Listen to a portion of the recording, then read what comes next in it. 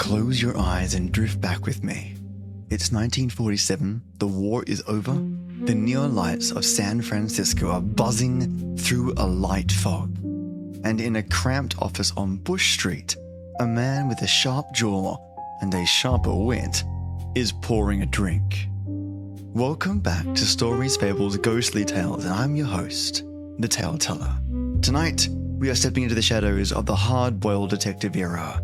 We are revisiting the legendary Adventures of Sam Spade. But tonight isn't just a replay. Tonight is, as always, a restoration. I've taken two classic recordings from the golden age of radio and used modern audio engineering to scrub away nearly 80 years of static, hiss, and wear.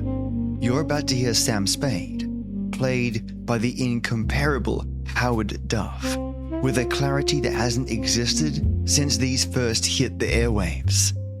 But before we dive into the capers, let's talk about the show itself. The Adventures of Sam Spade took Dashiell Hammett's famous character from the Maltese Falcon and gave him a weekly home on CBS. What made this show a masterpiece wasn't just the mysteries, it was the rhythm. It always began with a phone call to his secretary, Effie Perrin, and ended with Spade dictating his report to the Continental Detective Agency. It was fast, cynical, and surprisingly funny. Howard Duff brought a regular guy charm to Spade that made him feel like he was sitting right there in the room with you. Our first remastered piece, though, takes us to November 9th, 1947, the Bow Window Caper. A frantic man arrives at Spade's office claiming he's been followed.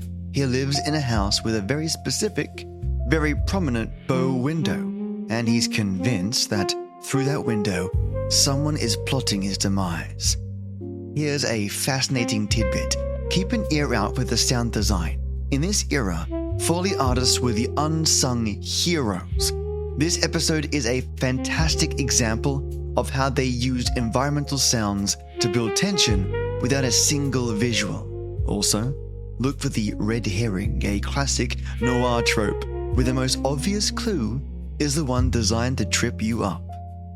And our second segment, the Adam Figg Caper, where we move back a month to October 5th, 1947. This one is a bit more personal.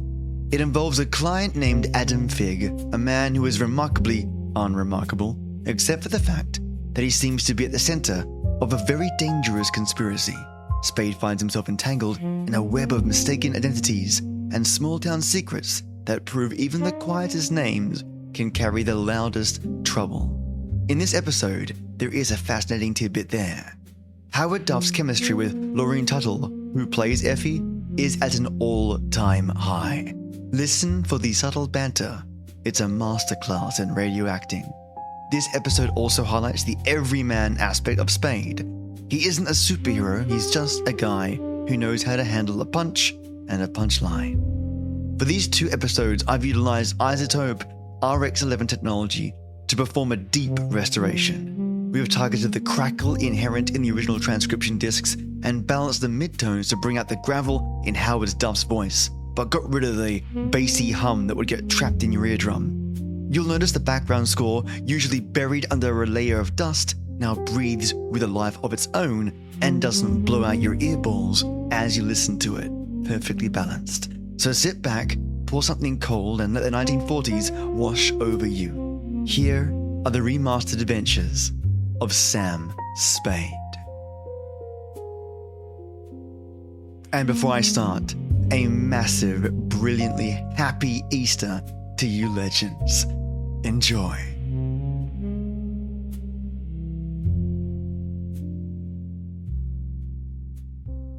The Adventures of Sam Spade, Detective. Brought to you by Wild Root Cream Oil Hair Tonic, the non-alcoholic hair tonic that contains lanolin. Wild Root Cream Oil. Again and again, the choice of men who put good grooming first.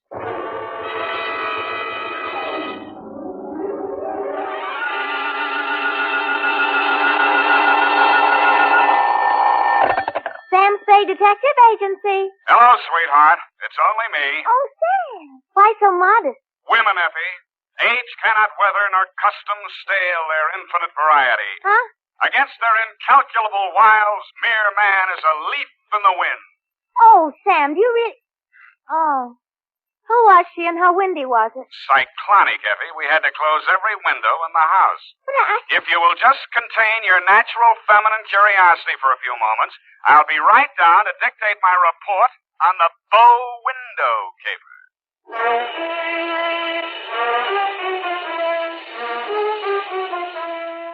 Dashiell Hammett, America's leading detective fiction writer and creator of Sam Spade, the hard-boiled private eye, and William Spear, radio's outstanding producer-director of mystery and crime drama, join their talent to make your hair stand on end with the Adventures of Sam Spade. Presented by the makers of Wild Root Cream Oil for the hair. To every man who says, I don't use a hair tonic or I don't believe in a hair tonic, I say this. Decide for yourself. But don't decide until you've tried Wild Root Cream Oil, the entirely different hair tonic. There's not a drop of alcohol in Wild Root Cream Oil, and it contains soothing lanolin. What's more, it grooms your hair the right way, neatly and naturally. So get the big economy-size bottle and the handy new tube at your drug or toilet goods counter. Wild Root Cream Oil Hair Tonic. Again and again, the choice of men who put good grooming first. And now, with Howard Duff starring as Spade, Wild Root brings to the air the greatest private detective of them all in The Adventures of Sam Spade.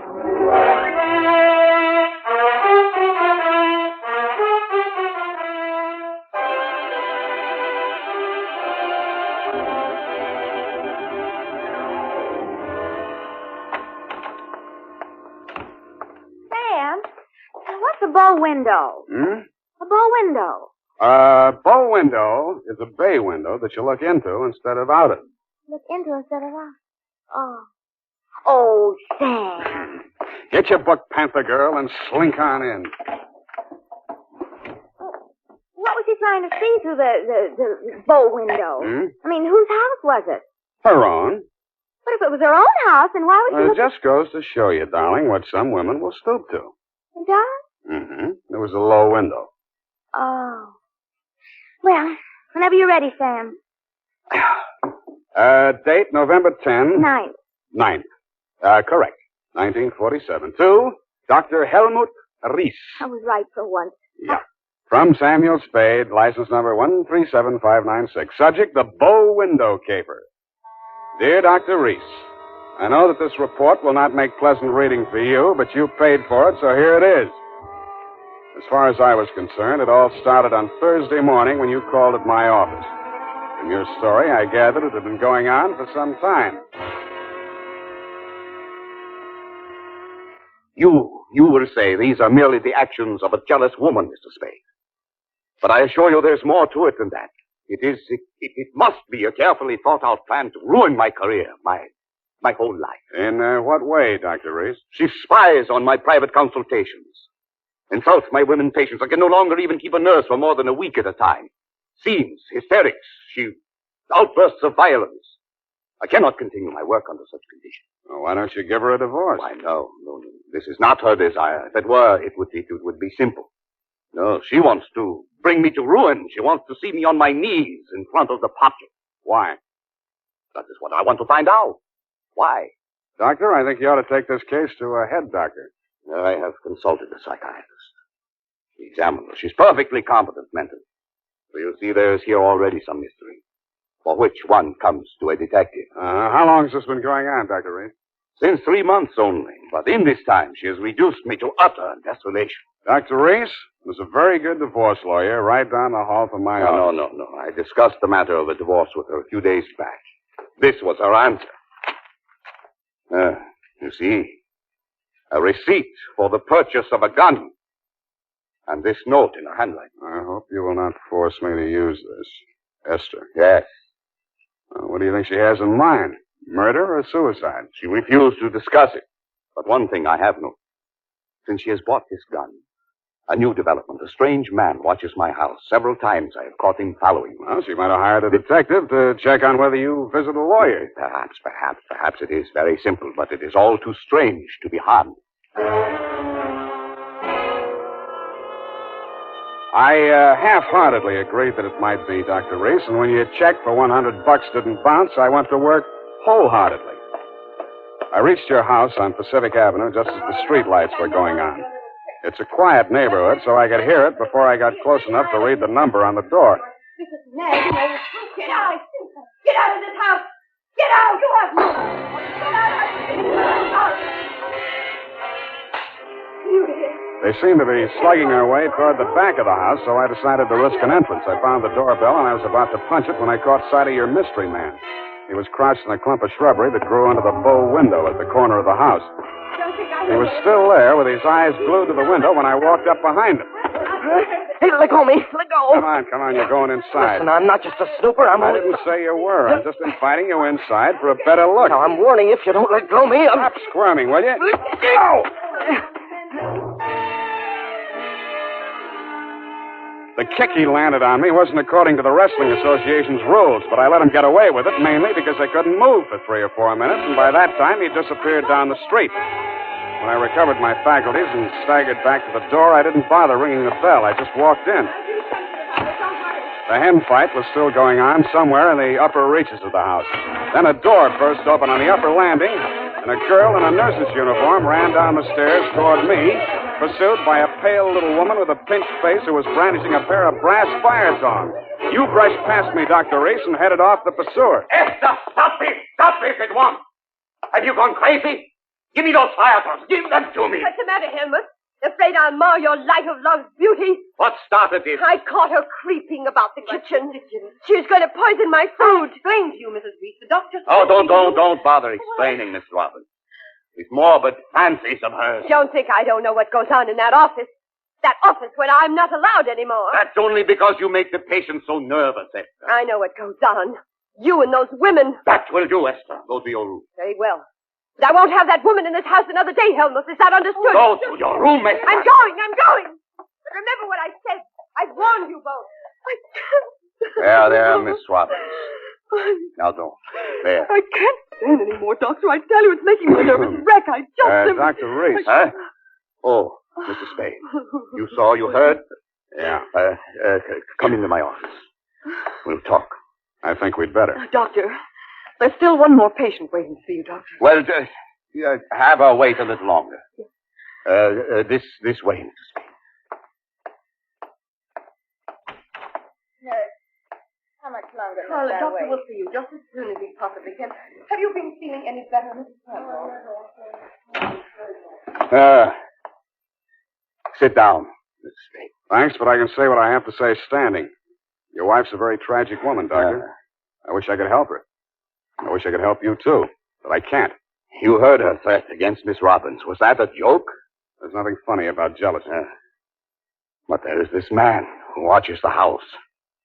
And the gun she bought. I collared him outside just now. Oh, well, did you get him to talk? No, but I wouldn't worry about him if I were you.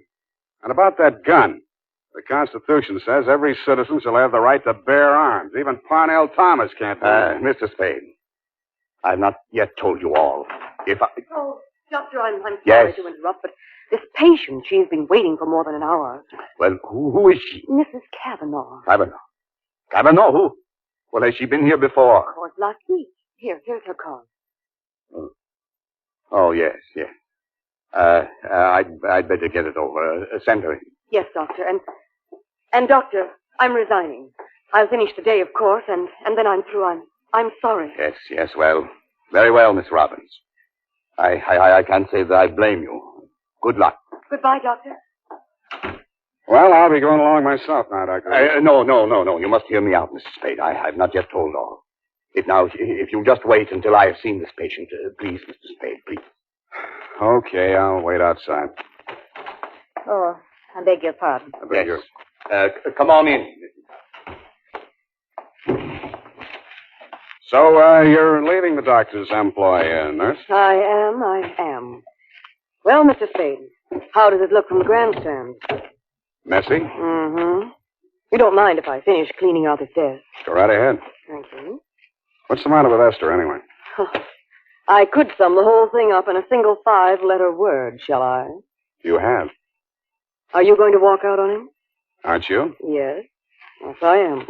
Oh, but Esther isn't jealous of your time, if you don't mind my mentioning it. I feel heartened to think that you noticed I was different. Oh, I did, Mr. Spade. I really did. You don't seem particularly nursey to me, either. I'm not. My, you have a fast pulse, Mr. Spade. Yes, I've been feeling very weak the last few minutes. I need care. Oh, you don't eat enough apples, Mr. Spade. Well, I guess I finished. Oh, there's that old contact. I wonder... Mr. Spade, will you tell the doctor I've left and thank him for me again? Aren't you going to see him before you go? No, I'm not. He'd only begged me to stay, and it's simply out of the question. Oh, the poor guy. I just don't know what I'd do if I were in his place. For you, Mr. Spade.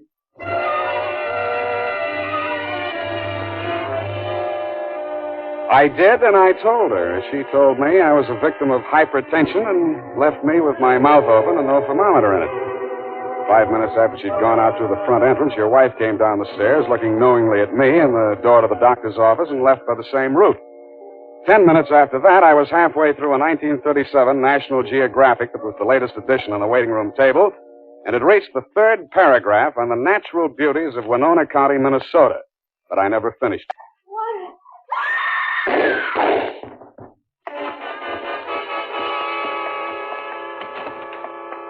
The first thing I saw when I entered the room was Mrs. Cavanaugh, your patient. Why? Why did he do it? You, doctor, were standing over her, nervously twitching off the rubber glove from your right hand.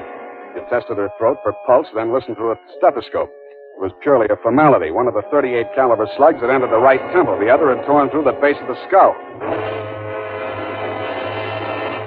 How did it happen? I don't know. I had completed the examination and walked over there to put my instruments away. When I turned back, she had a gun in her hand. Before I could stop her, she pulled the trigger. Suicide, of course. Why? Well, I just told her the truth, that there was nothing I or any other doctor could do for her. That she had perhaps a month, perhaps less. She had suffered great pain, of course, for some time. Uh-huh. You saw her shoot herself, you say? Yes. The gun, she took it out of my desk drawer. I'd removed it from my wife's room earlier today. I see. Well, doctor, this is the neatest suicide I ever saw. No powder burns, and from the way she's lying, she must have shot herself in the direction of that window, at least 10 feet away. She screamed before the shots were fired and had time to fire a second bullet into her head and throw the gun across the room before she fell. Well, Helmut, at last it's happened, hasn't it? Esther, leave this room. I told Helmut one of the husbands would catch up with him. Pretty, wasn't she? I don't remember this one.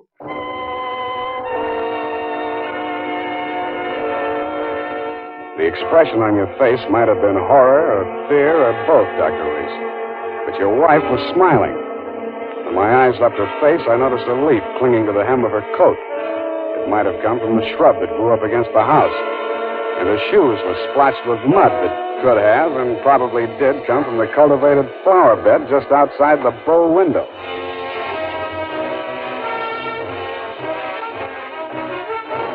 The makers of Wild Root Cream Oil are presenting the weekly Sunday adventure of Dashiell Hammett's famous private detective, Sam Spade.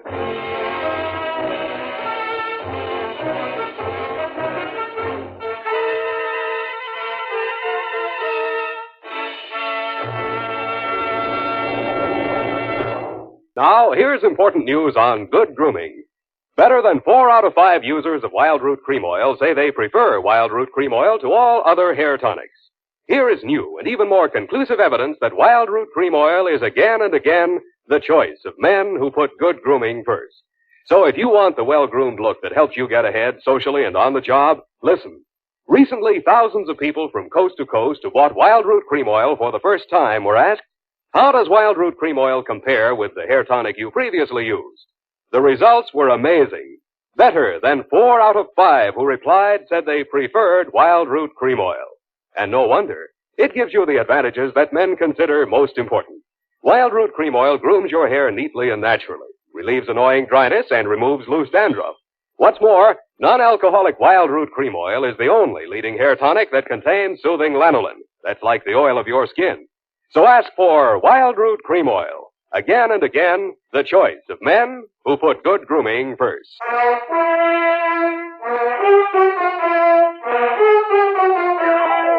And now back to the bow window caper. Tonight's adventure with Sam Spade.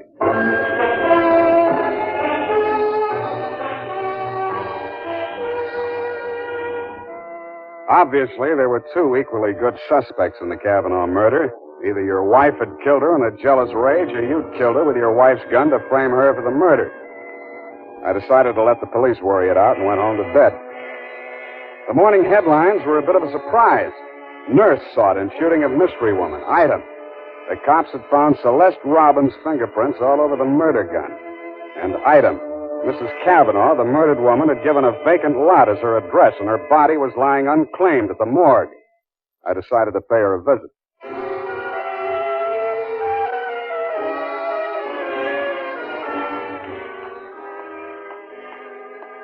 Maxie, hey, Maxie. What? Oh, Sam.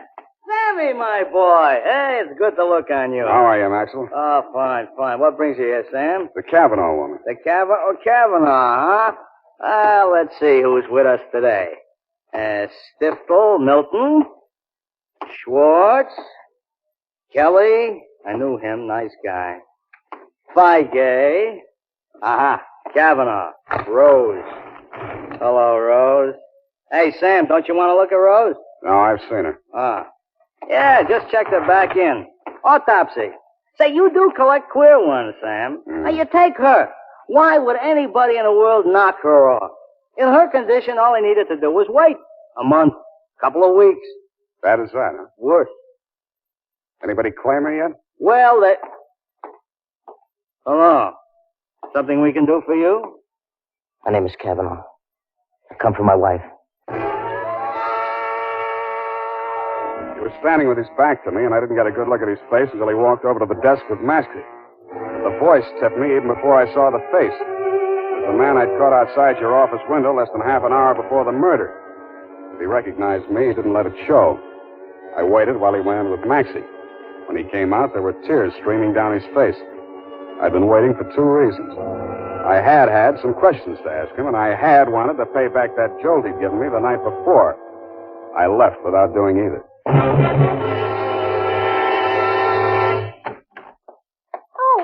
Oh, Sam. Oh, sweetheart, any calls? Lieutenant Dundee of Homicide, Yeah. Dr. Reese, Mm-hmm. and there's a girl waiting inside. Wouldn't give any names. So you let her wait in my private office. And I don't think you'll mind when you've seen her. It's by way of being a knockout. Well, thank you, Effie. That was very thoughtful of you, huh? You're welcome, Sam. Sam, please don't be angry with me for coming here. I had to talk to somebody. What you need is a good criminal lawyer, Nurse Oh, Robin. no. Oh, no. Do you think I killed that How woman? did your prints get on that gun? And don't tell me she threatened you with it and you grabbed it out of her hand. No, I didn't. I did nothing at Take all. it easy, Nurse. Take it easy. Would you like a drink or something? No. Thank you anyway. I'll be all right. Well, she came in from shopping 3 days ago. Just as nice as pie. And she came creeping around. You know how she is. And she said, I bought something today. It's lovely. And with that, she hauled this gun out of her handbag. And so, to humor her, I took it and I looked at it. That was foolish. It certainly was foolish. Well, nickel-plated, ideal surface for fingerprints. And I remember she was wearing gloves. Struck me as peculiar at the time, but I'm so stupid. I didn't think of it until just now. Everything's a little peculiar about this caper. A woman who was dying anyway gets shot. Nobody even seems to know who she was. Doesn't make sense. No, it doesn't make much sense. What should I do, Sam? Give myself up? I think you should. Yes, I thought you'd say that. All right, phone the police. You got a lot of courage. Sure you don't want a drink? No, thank you. I'll be all right. I'll be all right. Homicide. Dundee. Dundee, Sam Spade. I got the Robbins girl here in my office. She wants to check in. Oh? Well, tell her to forget it, Sam. Reese's wife just made a full confession.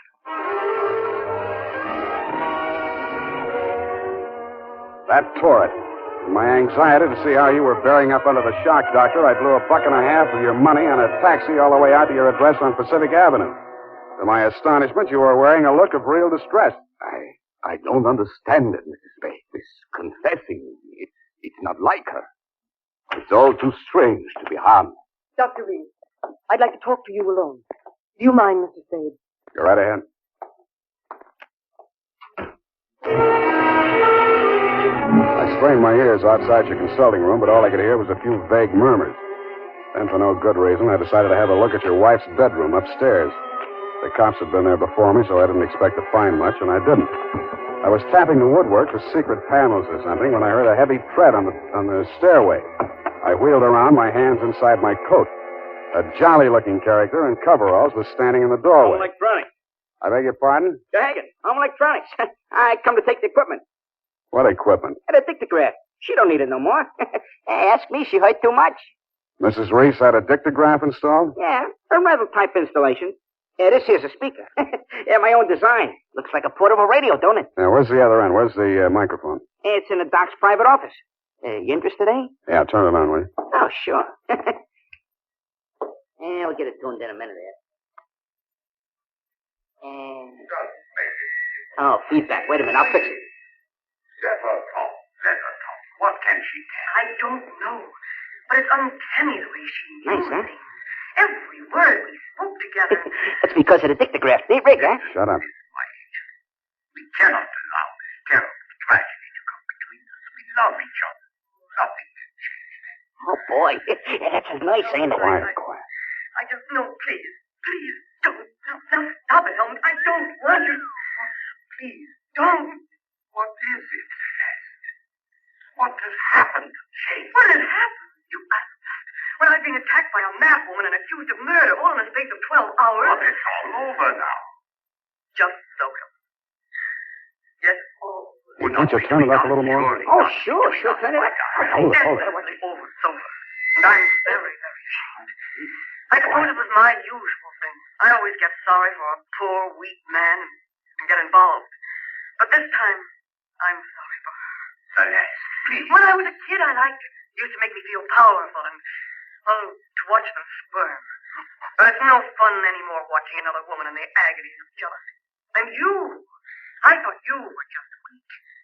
You're a brutal, unscrupulous murderer. What are you saying, Celeste? You killed Mrs. Kavanaugh.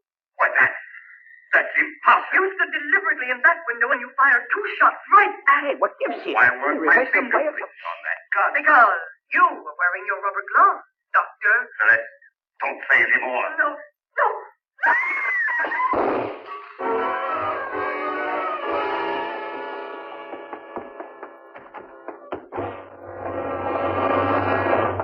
Here, help me. Help me get his shirt off, Mr. Spade. He's been shot. Who shot him, you? Through the window, the same man, the one who watched the house. Hold this tourniquet tight, please. Nothing. Bless you. His aim was bad. Yeah, too bad.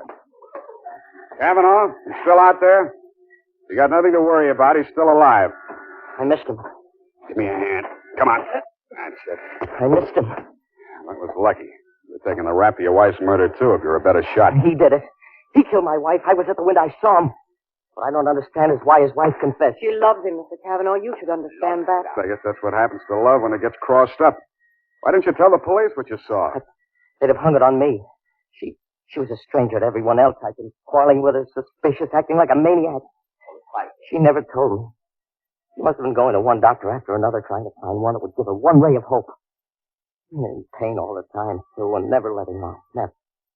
Even after that first visit she made to Reese's office, I didn't tumble. I thought she was meeting him on the sly. And I followed her both times. That last time I carried a gun. I might have killed her if what I suspected had been true. I'm very sorry, Mr. Kavanaugh. I didn't realize. You're pretty late with your regrets, Doctor. I don't quite figure either. Maybe the prison psychiatrist can. Dundee homicide. Dundee, tear up Mrs. Reese's confession. Come on over and get the doctor. Dr. Reese? Yeah. By the way, he accidentally shot himself in the arm. Isn't that right, Doctor? What? So, yes. Accident. Why didn't she tell me? Why didn't she tell me? I don't know, Kavanaugh. Women. Sometimes they make too much sense, or we don't make enough, or maybe we're all crazy.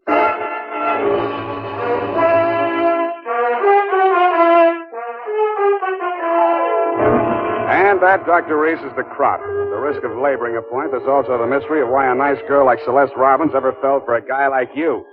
You'll have plenty of free time to think it over between now and the trial. If you find the answer, drop me a line. Period. End of report. You know, Sam, that Celeste, I like her. I wish we could do something for her. Well, I've already thought of that, Effie. Oh? What are you going to do, Sam? Type that up, sweetheart, and I'll write you a happy ending. Here's how you can find out whether the hair tonic you're using today is giving you what you ought to get in good grooming. Ask yourself, does my present hair tonic groom my hair neatly and naturally, or does it leave my hair sticky or greasy? And does it relieve dryness and remove loose dandruff too, or does it do just a halfway job?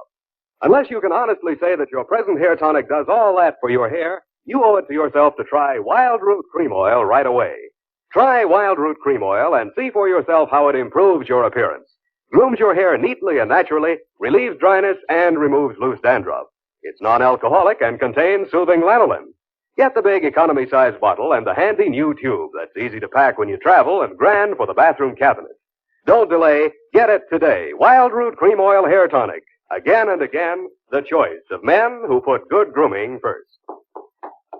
Oh, here's the report, Sam. You want to read it over? I do not. File it under F, but forget. About that poor Celeste, Sam. Oh, yeah. Well, I made a date with Celeste to take her dancing tomorrow night. She needs cheering up, you know. Oh, what for?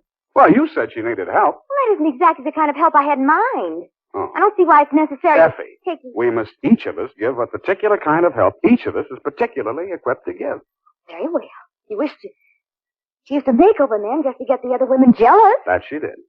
Aren't other women silly to allow themselves to get jealous when they know just what she's up to? Idiotic. Just idiotic. Sure thing. And go home, Effie. I'm a lousy dancer. Oh, very well. Have fun, Sam. Good night, Sam. Good night, sweetheart.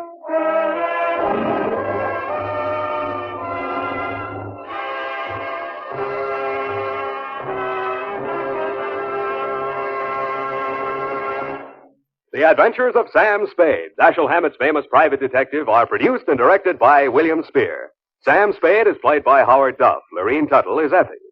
The Adventures of Sam Spade are written for radio by Bob Tallman and Gil Dowd, with musical direction by Lud Gluskin. This is Dick Joy, reminding you that next Sunday, author Dashiell Hammett and producer William Spear join forces for another adventure with Sam Spade, brought to you by Wild Root Cream Oil. Again and again, the choice of men who put good grooming first. Sam Spade Detective Agency. Me, sweetheart. Oh, Sam, I got it. Got what, my pet? A bank book, Sam. Well, you must advertise in the Lost and Found right away, Effie, and find the owner. There might be sickness in the family. Oh, but it's your bank book, Sam. What? Uh-huh, it has your name on it. Samuel Spade, account number 4. It's a forgery. Somebody's trying to pin something on me. Lock it up and don't touch it until I get there. Oh, all right. Did you make a lot of money on this one, too? Got the check right in my pocket, $500. Oh, Sam, we're making more money than a movie star. Well, almost. And all honestly, too. $600 last week and $500 this week. Yeah, how about that? And life gives a 3-page spread to I Spy Molten. But we mustn't let it turn our heads, Effie. No. We gotta stay in there pitching. I'll be right down to pitch my report on the Adam Figg caper.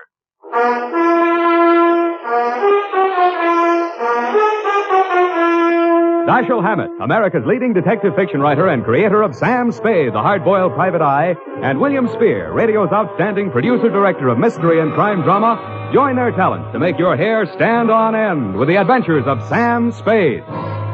Presented by the makers of Wild Root Cream Oil for the hair. You've heard the saying, you never know until you try. Well, you'll never know how handsome your hair can look until you try Wild Root Cream Oil.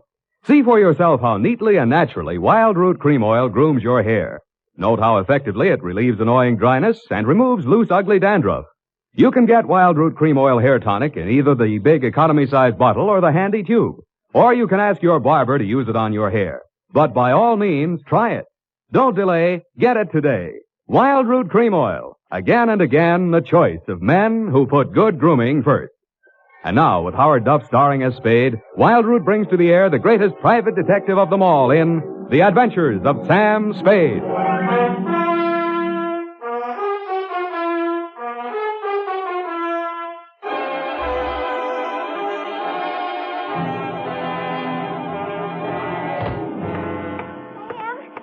I bought us a present. Oh, you're going to love it. Well, we gotta watch these expenses, Effie. There's always something. Yes, but this will be saving. It saves confusion, it saves fretting. Now, this gadget here, what is it? It's a mini robot. A what about? It's for busy men like yourself, Sam, so you don't have to burden your mind with petty details. You see, it has this dial on it, right here. And you drop these little cards in this slot. Mm-hmm. You don't have to worry about that. That's for me to take care of. Oh, good. Then, when you come into the office, and supposing you have an appointment with Mr. Jones at 2 o'clock, and you forgot about it, you just dial 2 o'clock, and the little card pops out. And it says Mr. Jones on it. How do I remember to dial 2 o'clock? Oh. Well, maybe it's in the instruction book. But anyway, now go ahead, Sam, please. The card's right in there. Now, dial 2 o'clock. Go on, Sam. Let's see. Just like a telephone, Sam. Now what do I do? Well, give it time, Sam. It's thinking. Must have forgotten. Jones. Mr. Jones. Effie, you think it's dead? Sam, I don't understand it. It was working perfectly. Well, I'll take it straight back first thing in the morning. You'll have to. It'll never find the way itself. You got your book, sweetheart? Yes, Sam, I don't understand. It was working perfectly. Well, that's all right, honey. It doesn't matter. Date October 5, 1947, to Hillary Exxon Esquire from Samuel Spade, license number 137596. Oh, honey, it's only a memo robot. Subject, the Adam Figg caper. Dear Mr. Exxon, October 2nd in San Francisco was one of those days that you see blown off the calendar by a gust of wind in the movies to denote that time is passing. It was a day for scraping off the minutes with a fingernail file and wondering whether the display ad I'd paid for in the classified section of the phone book wasn't just a waste of money. It certainly wasn't the day I'd expect a leprechaun to walk into my office. He said his name was Adam Figg. He said he was the butler at Exxon Manor in Los Nidos. The limousine, Mr. Spade, is waiting to take you away. We mustn't keep them waiting, must we? Of course we mustn't. Who mustn't we? Why, Mr. Hillary, of course, sir. Oh, Mr. Hillary. And old Mr. Exxon. The old gentleman is very ill. Dr. Feig's office is down the hall. Turn to your right, second door. Well, I assure you, sir, that Mr. Exxon is the best of medical care. Your duty will be simple, to prevent his death.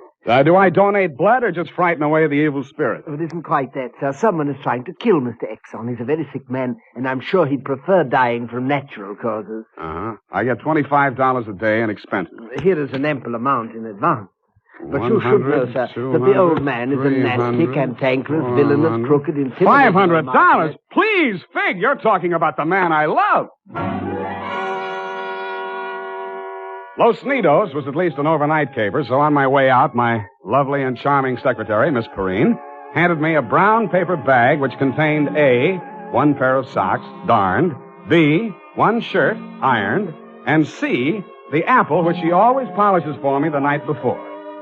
We arrived at your large Southern-style mansion 2 hours later. Figg! Oh, Figg, where the devil have you been? The city, sir. I can't find the keys to the liquor closet. Where are all the maids? What happened to that cook we hired yesterday? Who is this man, and why is he wearing that necktie? This is Mr. Spade, sir, the detective. I'm Hillary Exxon. Come in, please.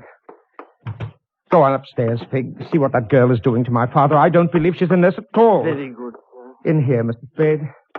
Pardon the condition of the house. The old man has been firing the servants again. Your father, you mean? Yes. Every time he gets shot at, he fires all the servants. He gets shot at pretty often? About once a year. In the fall. Uh-huh. You always hire a detective? No. Oh, dear. I'm not keeping you up, am I? No, excuse me, please. It's much worse this time. I can't get any sleep. Guns going off in the middle of the night. The whole household disturbed. When and where was he last shot at? Yesterday morning at about 1:30. I dug the bullet out of the woodwork myself, a .38 caliber, embedded in the door frame that leads to Miss Kaywood's room. That's his nurse. Was she with him at the time? No, Dad sleeps like a baby, full of sedatives. She sees to that. Shot come from outside? Yes, but we found nobody on the grounds. No traces of anybody. I don't know whether Dad knows who shot at him or not. He's such a closed-mouthed old devil. You don't care very much for your father, do you? To be frank, Mr. Spade, if hating weren't such an effort, I would despise him. He is without a doubt... Well, listen. Get out of here! There, that's just a sample. Well, come on, let's see what's eating him now. Get out! Talk to me like that. I tell you I won't stand for it. Well, you don't have to stand for it. Take that silly painted face out of my sight. Don't you dare! Get out! I'm I'm quitting. I'm quitting, Mr. Exxon. I can't stand it another minute. Yelling, screaming, throwing things at You must have done something to set him off. I didn't, I tell you. I didn't. This is Mr. Spade, Miss Kaywood. Oh, a detective? Will it make you happier to know that I'm a private detective, Miss Kaywood? Well, Mr. Spade, I only hope you can prevent a murder. If there's any way at all that I can help, Thanks. I'll see you downstairs after I've talked to the old man. You'd better go in alone. Of the great Lord Buddha himself. That remained in the temple of... Do you have a throat spray downstairs? I seem to be confused. Oh, go away. Go away! Go away! Oh, well, wasting ammunition. Who are you? If you're a total stranger, come on in. Well, don't be afraid, son. Come on over where I can look at you. It's hard to keep my eyes open. Oh, I mustn't do that. Oh, so you're the detective, eh? That's right, Pop. If you want to take a little nap or something, I'll come back later. What did I say just now? Come back later? No. There's no reason for you to come back later. I'll say everything I have to say right now. The shot woke me. I didn't see anything. I don't know anything. I've got a million enemies. I can't remember the names of any of them. Why don't you try to remember? I could have them checked. You're wasting your time, Sonny. In my day, I've wiped out 100 men, and I'll outlive anybody who's gunning for me now. You must be proud of your past, huh? Proud? Sonny, a past like mine is the finest thing an old man can have. I've swindled my partners and betrayed my friends. I've turned state's evidence just to see my associate get sent up for 20 years.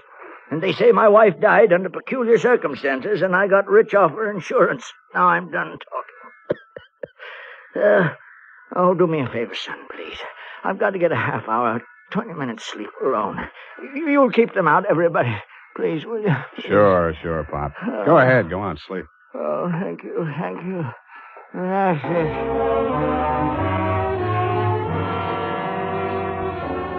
He closed his eyes, rolled over, and fell into a heavy sleep. I stood there a moment, looking down at the frail, wasted old body. Then I cased the room. In digging the bullet out of the door, Hillary had done a good job of ruining any chance there might have been of proving the direction it had come from. I strolled out on the balcony. It was a pretty night. I lit a cigarette and took it in. Then I heard a door open and close softly behind me. Nurse Kaywood was at your father's bedside. She was filling a hypodermic from a small vial of bluish liquid. He didn't awaken when she jabbed it into his arm. Then she saw me standing in the doorway. She hastily dropped the medicine vial into her uniform pocket and came around the bed to meet me. Oh, Mr. Spade, thank heaven. Why, when I saw you standing there in the half night, I thought you might be... Thought I was who? Why, the man who fired the shot. There was a man? I don't know. I didn't see it happen. I just assumed that... You shouldn't have done it. I warned you, sir. Eleanor. Oh, we're disturbing him. Let's talk outside. Okay. Oh, good to breathe something besides sick room air. I thought you got used to things like that in your profession. Why are you so unfriendly, Mr. Spade? Nurses are human, aren't detectives. Try me, sweetheart. Oh, I know what you're thinking of me. But after a week in this horrible house, that poor old man, he's frightened. He's really frightened. What of? Why, the shots. 38 caliber or hypodermic? Surely you don't think that He's supposed to be under sedatives. The doctor's orders. Sorry, sweetheart. It's my job to suspect everybody. Oh. Can't you forget your job? Even for a moment? Sure. If you don't mind the fact that I know you're a liar, that I'd make book you didn't come here primarily as a nurse, and what's worse, your act's not even convincing. Oh. Is it that bad, Sam? Yeah. It's almost bad enough to be good. Come here. Oh, I hate you.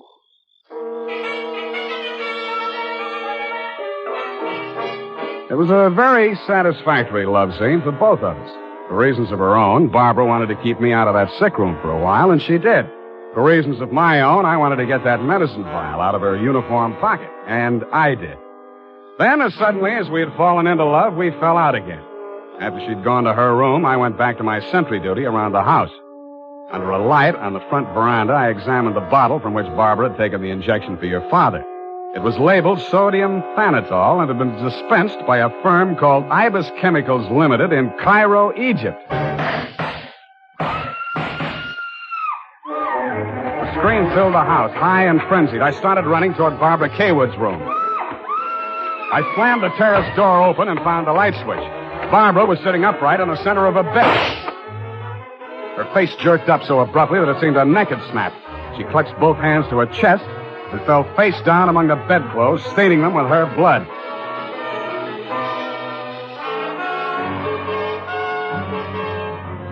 I don't know whether I went through, over, or around the screen that stood between her room and the old man's.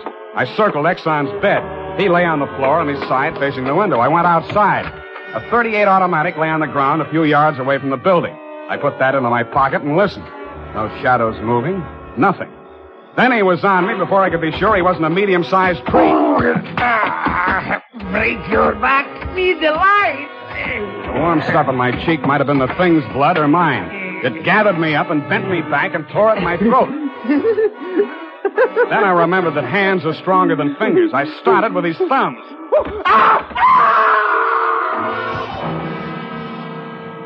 He lay there for a moment, then his huge body began to twitch.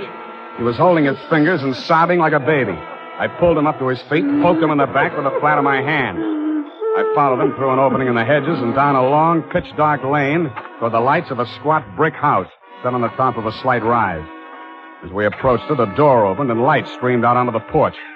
The tall man framed in the doorway was the last person in the world I expected to see. Ah, Marcus, you brought it. Oh, master, very delightful service, but how much pain in fingers. Always complaining, Marcus. Welcome, Mr. Spade. Come in, my dear fellow. Come in. I've been expecting you. The lost family fortune by blackmailing me. And if you don't remit, Exxon could have you booked for forgery, blackmail, definition of character. Oh, my dear fellow, please. This is most painful. But if I had but the original letter, I could destroy it and go back to the felt. Ah, the felt. What happened to it? That Figg, that stinker stole it. He burgled my home. Are you taking pot shots at old Exxon? Well, don't be a fool, man. I want Exxon to stay alive. I must find out some part of his life which will have an exchange value that will cancel out what he has on me. By the way, old thing, you met Miss Kaywood. Mm-hmm. At the present moment, she's milking me for $150 a day. Oh? She's supposed to goad the old man, by whatever means necessary, into talking about his past. And that information she is to bring to me. Well, that ought to be easy. Exxon brags about his past. Now, so far, I've learned that Hillary Exxon stole 2 heifers at the livestock show in Abilene in 1906. I feel for you, Captain. That wouldn't get much on the current market, would it? My dear fellow, I have a proposition to make to you.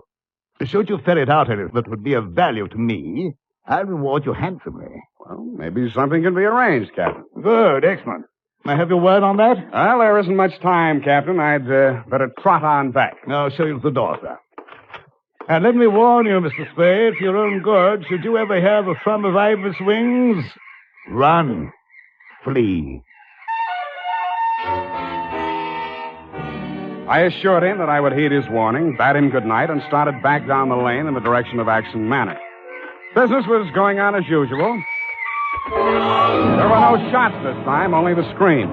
When I got to Barbara's room, you and Adam were standing at her bedside trying to quiet her down. Well, Mr. Spade, is this the way you guard the house against intruders? Where have you been? Ask Adam. What does he mean by that, Figg? I'm sure I don't know, sir. I've not left the house. What happened here? Oh, she woke up screaming. She said someone had come into the room and torn off her bandages. A nightmare, of course. Please, I want to talk to Mr. Spade alone. Oh, please go. Adam, you go too. Please, Hillary, you go too. Good. The questions I want to ask you, sweetheart, alone. But look here, Spade, look here. She just had a terrific shock. She shouldn't be questioned. Well, the code of detectives transcends that of the medical, Mr. Hillary. Perhaps he should have a few minutes alone with Miss Kaywood. Oh, very well, Figg. I suppose you know best. Remember what the doctor said, Miss Barbara. Not too much exertion. What happened, Barbara? Well, it could have been a dream. Somebody was standing over me in the darkness and peering down at me. And then he started to rip off my bandages, and I screamed. And when Figg came into the room and he turned on the lights, he was gone. It could have been a dream, Sam, and I could have been clawing at the bandages myself in my sleep. But you weren't. It wasn't a dream. I've been talking to Captain Sherry. And then I thought... Oh, how much do you know? That you've been feeding the old man truth serum to get him to talk in his sleep. Oh, How much talking has he done? well, plenty. How much you told Sherry? Well, just as little as possible. Why? Because, Sam, If we can keep that old man alive and out of jail long enough to sell what we know to Sherry for what it's really worth, we'd be fools not to do it. What makes you so sure you'll stay alive long enough to collect, sweetheart? Well, because you're going to help me, aren't you, Sam?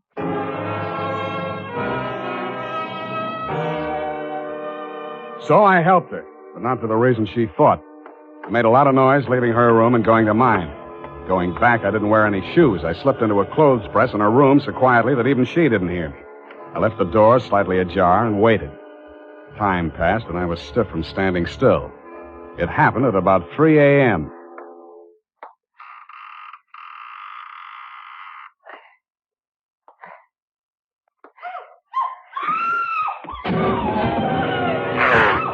The crazy, feverish glare of his eyes told me that the threat of the gun in my hands meant nothing to him. I jumped to his side, twisted the knife away from him, picked him up in my arms, and carried him, kicking, clawing, and swearing, back to his bed. He lay there, breathing hard. Then he smiled. You're a smart one, Sonny. You had me figured out the first time you came in here, didn't you? Not quite, Mr. Exxon. The gun under your window was the clincher. That gun? Sure. I had it under my pillow all the time. I got tired of shooting into door frames. Look, you're dying, Mr. Exxon. There's no use trying to make up stories now. You're right, Sonny. I knew that nurse would sit up in bed after I fired tonight. And then I'd let her have it right through the screen. Why? You know why, will or not. She was doping me up, sneaking in here at night, listening to what I was babbling about. Maybe you weren't saying anything important, Mr. Exxon. I might have, Sonny. I might have. 14 years ago, I killed my wife. I wanted to carry the secret to my grave.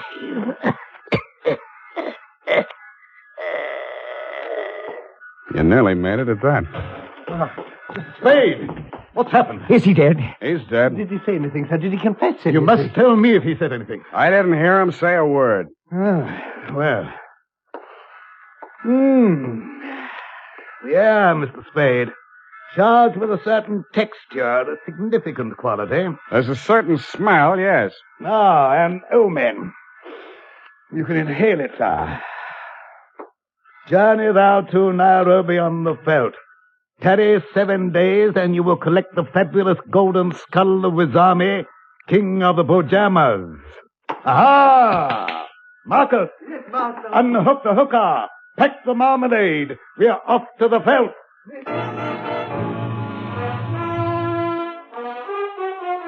Just then, a flock of birds broke across the horizon, screaming. There must have been thousands of them, but not ibis, Mr. Exxon. Vultures. I suppose if you're going to pay any attention to omens, it's a good thing to know your birds. Period. End of report.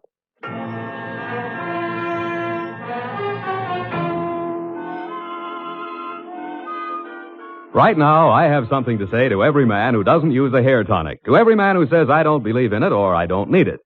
That all depends on what you mean when you say hair tonic. If you mean the old-fashioned greasy kind that leaves your hair smelling like a perfume factory, you're absolutely right. But remember, Wild Root Cream Oil Hair Tonic is nothing like that. Wild Root Cream Oil is an entirely new kind of hair grooming preparation. There's not a drop of alcohol in Wild Root Cream Oil, and it contains soothing lanolin, like the oil of your skin. Most important, Wild Root Cream Oil grooms your hair the right way, neatly and naturally, never leaves your hair sticky or greasy. Get the big economy-size bottle and the handy new tube that's economical, easy to pack when you travel, and grand for the bathroom cabinet. Don't delay, get it today. Wild Root Cream Oil Hair Tonic. Again and again, the choice of men who put good grooming first.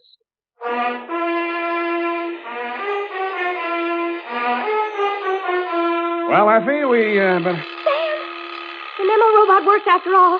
I told you it would.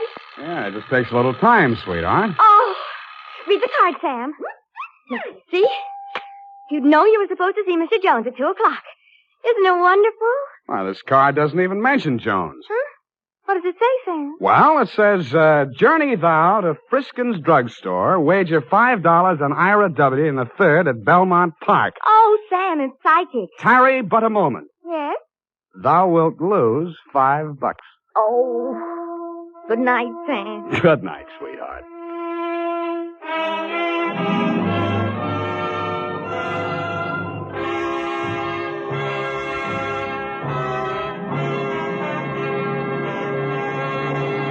The Adventures of Sam Spade, Dashiell Hammett's famous private detective, are produced and directed by William Spear. Sam Spade is played by Howard Duff. Lorene Tuttle is Effie. The Adventures of Sam Spade are written for radio by Bob Tallman and Gil Dowd, with musical direction by Lud Gluskin. This is Dick Joy, reminding you that next Sunday, author Dashiell Hammett and producer William Spear join forces for another adventure with Sam Spade, brought to you by Wild Root Cream Oil. Again and again, the choice of men who put good grooming first.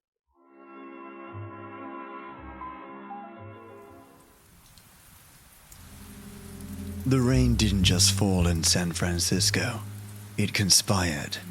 It slicked the cobblestones of Bush Street into a black mirror, reflecting the neon hum of a city that never quite scrubbed the grit from its fingernails. Inside the office of Star Investigations, the air smelled of old paper and the sharp floral bite of old night tea. Matto Starr sat behind a desk that had seen more heartbreak than a Sunday morning confessional. He swirled the amber liquid in his cup, his eyes fixed on the door. He didn't have to wait long. The door didn't just open, it surrendered. Lesosaurus Rex filled the frame, his trench coat heavy with rainwater, and his expression as subtle as a brick through a window. He had been playing shadow to a group of white tea warlords down at the Embarcadero, and by the look of his scuffed knuckles, the shadows had started swinging back. Rex didn't say much. He didn't have to. He just nodded toward the window. Out on the fire escape, perched with a grace that defied the storm, was Maya, the queen of cats. She slipped into the room like a whisper, her eyes darting with the practiced precision of someone who saw everything the city tried to hide. They're moving the crates, Matto. She breathed, her voice a low purr against the rattle of the wind. The Adam Figg caper was just a smokescreen. The real prize is heading toward the house with the great bow window. Matto stood, the steam from his tea rising like a phantom. To get the truth, they'd need more than just a muscle and street smarts. They'd needed a map of the future. They found Sangeetha the seer in a curtained alcove of Kearney Street. The incense was thick enough to choke a horse, but Sangeetha sat perfectly still, her hands hovering over a deck of worn cards. She didn't look up as they entered. She simply turned over a single card. The Tower. You're chasing a ghost in a suit, Matto. She warned, her voice echoing as if from the bottom of a well. The bow window doesn't look out onto the street. It looks into the past. If you go there tonight, make sure you're prepared to pay the Continental Agency's price. Matto Starr adjusted his hat, the brim casting a sharp shadow over his eyes. With Rex's iron fist, Maya's silent reach, and the seer's cryptic warnings, they stepped back out into the rain. In this town, you either break the case, or the case breaks you.